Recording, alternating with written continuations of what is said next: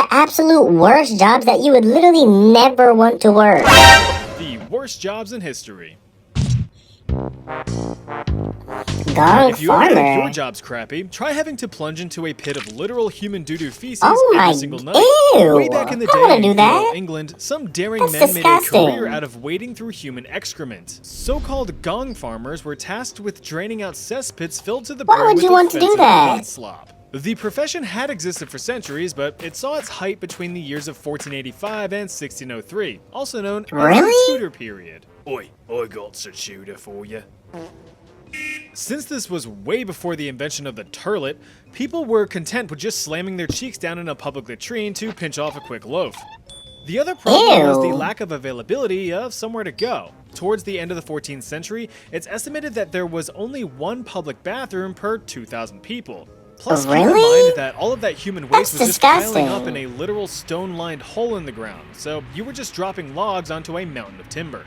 The local Yeah, government, literally. realizing that this horrid threat to public health was fermenting beneath everyone's feet, took action to allow the construction of private outhouses and latrines in residential areas as a way to disperse the smelly sewage.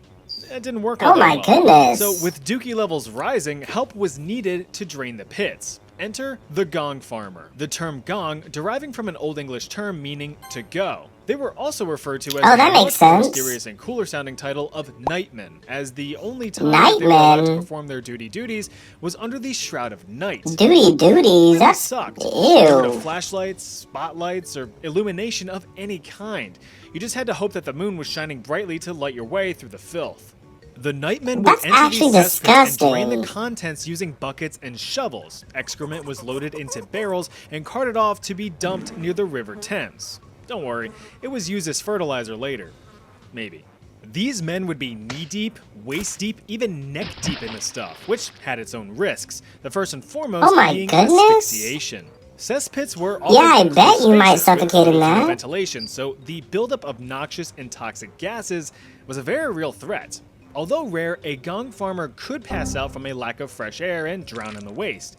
Another risk was That is poor so maintenance. disgusting. Cesspits were typically drained as needed, which, depending on the size of the thing, could be up to 2 years between sloppy scoops. Since these pits just sat 2 there and rotted, years? it was common for stone walls to collapse in on the farmers while they harvested their crops. Oh my goodness. Any scrapes or bumps would certainly get infected, which could only lead to a painful death. But these high risks Yeah, were very met with high painful. reward. Since the job was less than desirable, gong farmers made quite a healthy living, about 6 pence a day. Now, I'm not quite sure what that is in Is non-silver that a sounding lot? money, but it sounds pretty good. Problem is though, gong farmers perpetually reeked from their labors and were only permitted to live in certain areas of the city, with most of the public actively avoiding them and, well, treating them like crap. Oh my goodness. I would never want to do that job ever. Now, if Comment you're down looking below if for you a would do that. soul-crushing, body-breaking job that pays next to nothing, you're an idiot. But I could recommend that you apply for the occupation of chimney sweep. These services Chimney were all the sweep? rage in, you guessed it, England's Tudor period. But the job has existed for hundreds of years. Rapid urbanization led to the construction of a lot of buildings, and each one of them suckers needs a source of heat. Gotta keep them English toesies nice and warm during the miserable gray winter months until the arrival of the miserable gray summer months. So a lot of fireplaces and no. chimneys were built to meet that demand. You do know how a fireplace works. Well, that right? makes sense. Make fire make heat and smoke go up through chimney and blow out the top.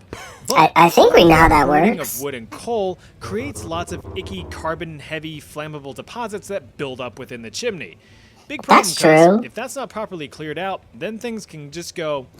And there goes not only your house, but a few neighbors' houses as collateral damage. Oh no. Well, the higher-ups didn't like the risk of their kingdom going up in smoke at any given time, so they mandated that chimneys must be swept at least 4 times a year or face heavy fines. Thus, the employment of chimney sweeps became critical. The problem, though, It was seems that like chimneys it. at the time They weren't needed exactly it. designed for human entry and cleaning. Bugger. Most flue networks in the building were grouped together on the roof, but could have sharp turns as they angled out towards their respective fireplaces or Oh furnaces. no, that's To make super matters even intricate. worse, regulations shrunk like a flue maze. sizes down to as little as 9 by 9 inches. This made it nearly impossible for full-grown men to slip through the cracks. The solution? Children. Really young children. Adorable, I don't know if wide-eyed that's a good orphans were idea. yoinked from poor houses and taken on as apprentices called climbing boys, with opportunities to one day grow into master sweepers themselves, if they lived that long. If it wasn't Yeah, obvious, literally. chimney sweeping was extremely dangerous, especially for the little limber lads. Boys as young as 6 years old were sent up chimneys 6 and years told to get scrubbing. old? The physical dangers were abundant, as several children had died from getting stuck or horribly burned from scaling the scalding bricks. Oh my Keep in mind that goodness. these fireplaces That just were sounds almost so always in use, dangerous. Why so would you make those a chimneys 6-year-old were do hot and ready that? like a carry-out pizza. Now, if the cramming didn't kill you, the scrubbing would. Soot and creosote, the organic carbonaceous byproducts of burning wood and coal, are carcinogenic. So if you're trapped in a confined space just scrub-a-dub-dubbing away while sucking up hits of cancer-causing black powder all day day, things are not going to turn out well for you. But it actually wasn't your Yeah, lungs probably that you had not. to worry about. No. It was your balls. What? Squamous cell carcinoma, also known as chimney sweeps carcinoma or just straight up scrotal cancer, was a death Scrotal sentence. cancer? Something I didn't mention until now was that the young children, as a way to fit easier into the narrow hot chimneys, often went commando. No shirt, no What? shoes, no pants, but all service. The constant exposure Oh, to soot and ew. dust led to the development of tumors on their nethers. Once developed, they were lucky if they had a few years left in them. Sure, your sack is out of whack, but damn, that chimney's clean. I mean, I guess, but is it worth it? Probably You've probably not. heard of the radium girls, young women of the workforce that would paint Oh, I have. endless I've heard of numbers them. onto timepieces in the early 1900s. Well, this is similar. Towards the end of the 19th century, matchmaking was a pretty lucrative business. Not like pairing couples up, but making literal matches. By the Oh, late 1800s, there were about 25 matchmaking factories across Great Britain, employing over 4,000 chaps and chapettes. The process, as with most industries at the time, involved working with some nasty chemicals. The flavor of the I day bet. here was white phosphorus, an unstable compound White that burns phosphorus? What's fiercely when that? ignited. You know, perfect for the few seconds that you would need to set something ablaze. On top of being both easily no. ignited and violently reactive with oxygen, it had the triple whammy of also being extremely toxic. Of all matchmaking Oh, jobs, no, that's roughly not half good. were involved in the direct handling of white phosphorus, with over 80% of the phosphorus fingerers being young women. These women would come to be known as matchstick girls. Day in and day out, these women were tasked with packaging the dipped matchsticks, with an entire workforce handling as many as 10 million across a 10-hour 10 shift, meeting the million? demand of the 250 million matches being burned in Britain every single day.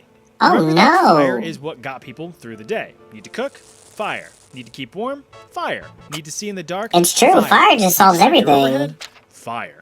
It was the biggest blessing humanity has ever discovered, and you can now summon it out of a little box in your pocket. The obvious problem Isn't is that that fumbling crazy? with all of those fickle phosphorus fumes physically fucked you up.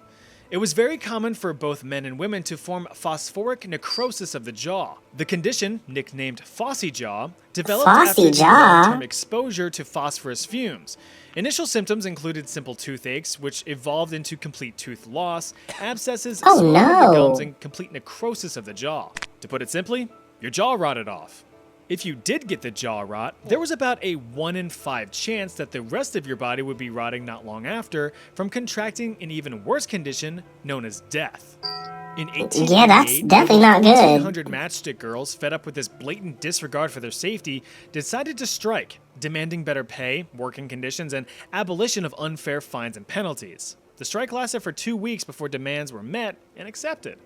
20 years Oh, later, nice. in 1908, the British House of Commons completely banned the use of toxic white phosphorus in favor of the much safer and less toxic red phosphorus, which is what we use in matches today. Okay, that's But on the match nice. head, on the striking pad. So remember to light one up for the matchstick girls. Oh, nice. Well, at least they were the originators Your of job's that. exhausting. Try hauling an entire freaking ship up a river with your bros. Oh, These no, I are don't want to do that at burlars, all. or barge haulers. That would be They heavy. hauled barges. Typically dirt poor peasants just looking for enough coin to eat for a week, these men were tasked with strapping on a strap and using whatever strength they had left in them to pull in ships from the Caspian Sea Oh, all the way up no. the Volga River in the days of the Russian Empire. Since ship traffic That was sounds near like it constant thanks to sucks. strong trade, burlaks were in high demand to carefully guide the vessels up the Volga. But why couldn't the ships just sail up the river, you might ask? because the Volga flows outward towards the Caspian Sea, and there were rarely favorable winds to propel a ship up the river, lest you risk beaching your entire ship on the banks. So why not hire a bunch of exhausted and desperate poor people to do the work instead? Yeah, So why slow down, not? fellas, there's no need for us to be Russian. Depending on the load size, That was- Burlak groups oh no, that was not range from a good. few men up to 150 fellas pulling a single ship. But there was a moment of respite for these workers. See, one advantage to working in the Russian Empire was the cold winters. Can't exactly move ships upstream when the waterways are completely frozen over. That's so Burlaks true. were seasonal, working dawn until dusk, thaw till frost. But since the combination of being poor and not working meant certain death, the men would pick up odd jobs in the winter to barely scrape by. Hey, I make Oh no. smudgy. At the beginning of the 19th century, it is estimated that about 600,000 Burlaks worked in the Russian Empire, but the evolution of ship technology and the invention of the steam-powered ship rendered the job obsolete. By the end of the 19th century, the Burlak profession had vanished over the horizon. Well, that's good. At least there's no poor people having to do I know what you're that thinking, so and stop haul it. big This has nothing ships. to do with milking your What own snake in or the- giving little pinches to little snake What nips was I looking that don't at? exist. Snakes aren't mammals. I hope that's The not what job I of a think it snake was. milker was to extract their venom from their fangs. He looks cute, right? Think again. Snake venom Oh. was highly coveted for use in early warfare as a biological weapon, granting you the ability to proc tick damage over time to your enemies if you weren't able to finish them off yourself. Perhaps the best weapons of choice to get slathered in the stuff were arrows. Lethality of arrows varied greatly. Take one in the skull? Yeah, sure, you're dead as a doornail. But take one Oh, in the most no. critical spot like an arm or a leg, assuming you don't sever an artery, and you might just live to see another day. But that all goes out the window if the arrow tip was dipped in some venomous drip. Quite a few civilizations What the- have been why noted would for they using dip it venom in or poisoned venom? arrows throughout history. You've got the Khoisan Poison people of Southern arrows? It's like Africa who have been using Minecraft. poisoned arrows for thousands of years in hunting large prey, and the Harmatilians who used viper venom against an invading Alexander the Great.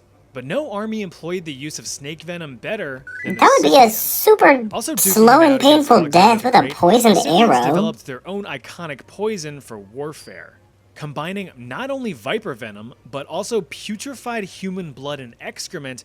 Even minor scrapes from their weapons were lethal. So on top of dealing with being envenomed, you also dealt with the horrors of gangrene and tetanus. So Oh, when all that's said and no. done, yeah, snake milkers. Like I said, it was their job to wrangle and wrestle up enough snakes to meet the demand of entire armies. How do you get the Luckily, snakes this wasn't a without time getting for catch and bitten? release practices. Kill the snakes, take their venom. That's the job. Of course, that is easier said than done. By nature, Way easier snakes said are than shy little done. fellas and pretty hard to find.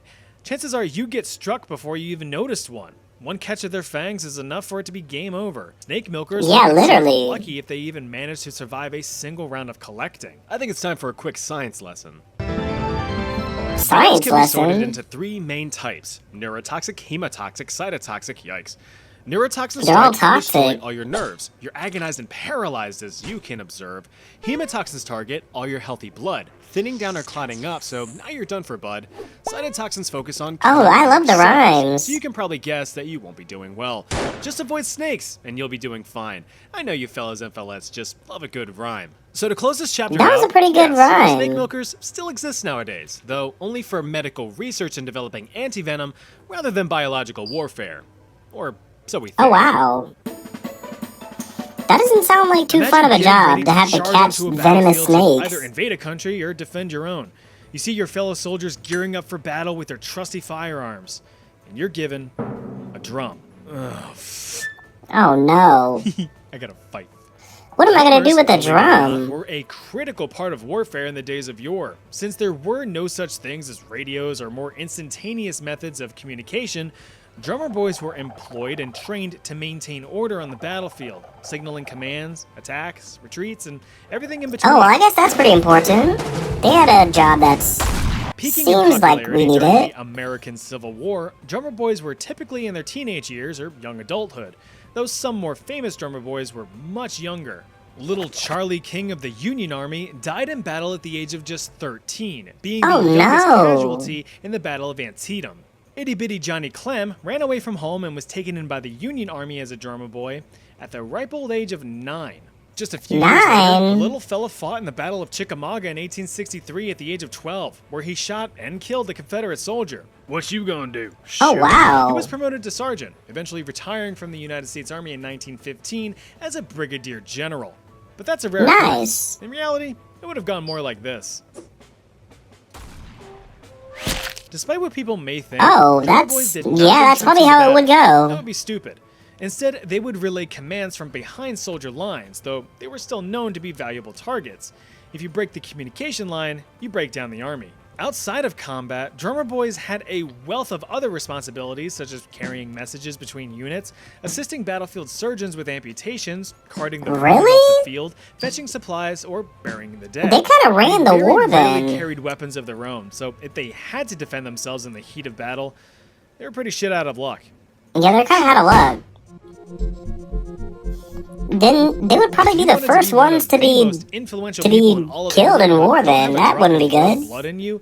You'd want to squeeze into the role of the groom of the stool, a job requiring you to get up real close and personal with the king or queen at the time. Look, we all have to go Really? once or 12 times a day, so someone as prestigious and important as the king is gonna need help doing so. I mean, imagine having a guess. sudden urge to blow out your britches, but you have to fight through said bridges to accomplish the mission. Grooms of the Stool assisted the monarch with any labors regarding biological movements. This included helping the removal of clothing, preparation of the lavish and luxurious royal Oh, what shitbox, and the? the removal of the splendiferous solids, but not before their proper examination. Yeah, that's right. Grooms of the Stool were not only tasked with cleaning up the royal slurry, but making sure that the passings were healthy, taking notes of any abnormalities in appearance or frequency. What These notes the? would be passed on to the king's personal physician to diagnose any possible ailments. Well, that's not very Interesting. good. So he had his After own, the like, log was sent down the personal river, the groom of the stool assistant, would also would you assist in the say? cleanup effort, either by handing the king his own personal cleaning cloth or by taking Ew. up wiping duties themselves. Now, you might think that this That's job gross. sucked, but it was actually highly coveted and well respected, as grooms of the stool had access to the king outside of the public eye, allowing for valuable That's private true. conversations. Commonly high-ranking nobles or politicians, grooms of the stool were known to have influence in many formal rulings, laws, or personal life. So that Anne Boleyn chick's hot, right? No. The first documented groom of the stool dates all the way back to 1495 under King Henry VII. The role continued to evolve over the years to the title of groom of the stole, though they were more so referred to as either the gentleman or gentlewoman of the bedchamber, depending on the monarch in The charge, with gentleman. responsibilities eventually focusing solely on the king or queen's wardrobe. The position was held Oh, for nice. over 400 years until being formally discontinued under King Edward VII in 1901. Well, that's that video. I have plenty more Oh wow, that was really interesting. Want me to make it? Comment down below if you would do any of these jobs. Okay, here's another video. Go watch that. I'll see you over there. That was a great video.